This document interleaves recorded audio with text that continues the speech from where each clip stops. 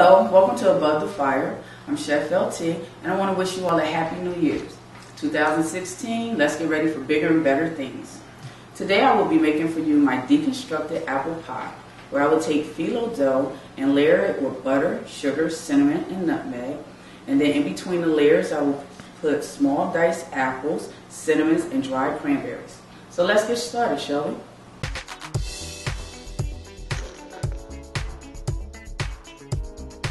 So let's go over our ingredients for tonight's dish. I have my red apples, which I prefer to use. You can use other apples if you wish. Like you can use Granny Smith apples. The only difference with using Granny Smith apples is they're a little tart, so you would need to add a little extra sugar or vanilla for a little bit more sweetness. I have my seasonings, which is nutmeg, cinnamon, organic sugar, and light brown sugar. I have dried cranberries and raisins to add to the apples for a little bit more texture and flavor. My butter, my raspberries for my coulis and garnish, and of course my phyllo dough, which will be my layers for my deconstructed apple pie, and my Cool Whip, which will go inside of my apple. Let's get started.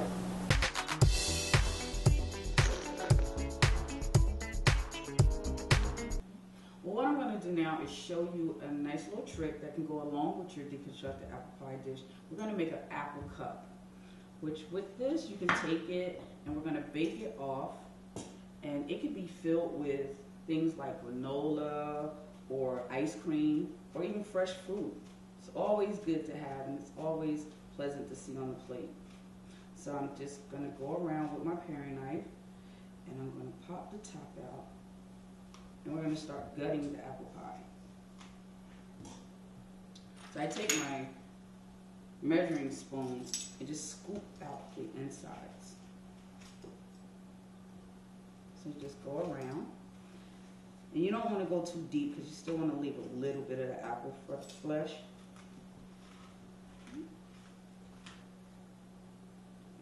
So you want to go maybe about 3/4 of the way down. And don't throw away the inside of your apple because you can always use it for something else. Great for applesauce. See, and there you have it, a nice little cup that you can put fillings in. So at this point, I take a little butter, go around my apple. Then I take a little sugar, all the components that goes to an apple pie. I'm just going to sprinkle it around. A little nutmeg, a little brown sugar, and a little cinnamon. And we're going to take the apple and put it in the oven for about 20-25 minutes to bake.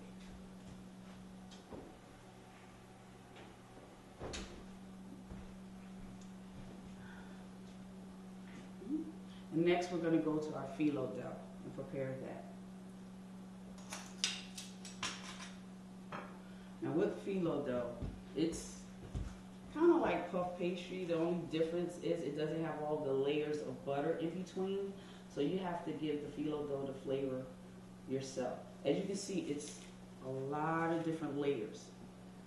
And this is what's going to bring that extra element to your deconstructed apple pie. I'm going to cut my phyllo dough. I'm going to make little squares out of it. As you can see, it's very flaky, very delicate. You roll it out. You just want to make nice little boxes. So I'm going to cut this again. And then I'm going to begin my layering process.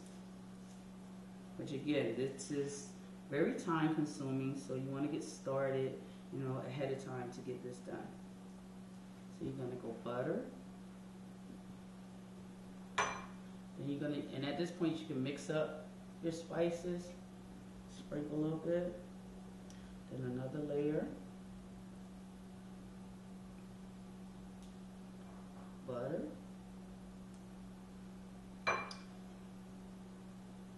sugar. So if you're planning a big party, this might be something you want to do ahead of time so that you can have it out the way.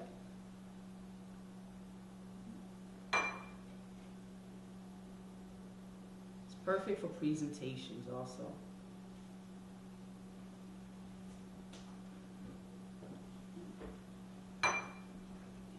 we're just going to keep going until we get a nice stack. And again, if you don't do this, phyllo dough has no flavor, no taste, so you want to bring extra elements to your dish, which means extra flavor.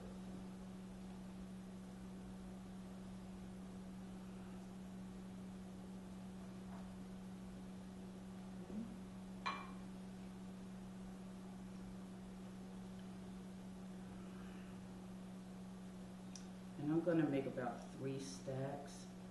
So I don't have to go all the way up with my first stack. I'm going to start making another one. So same process.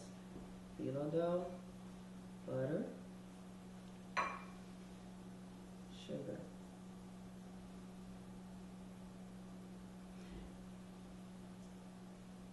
You don't only have to use apples for doing this. Like if you want to do like, say, a deconstructed peach cobbler or a deconstructed apple pie, a deconstructed blueberry pie, just change up your fruit.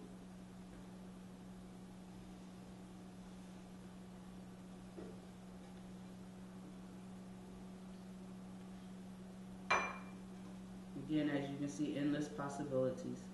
Get creative, whatever you want to play around with, or whatever type of fruit you like. It's always good to try different things.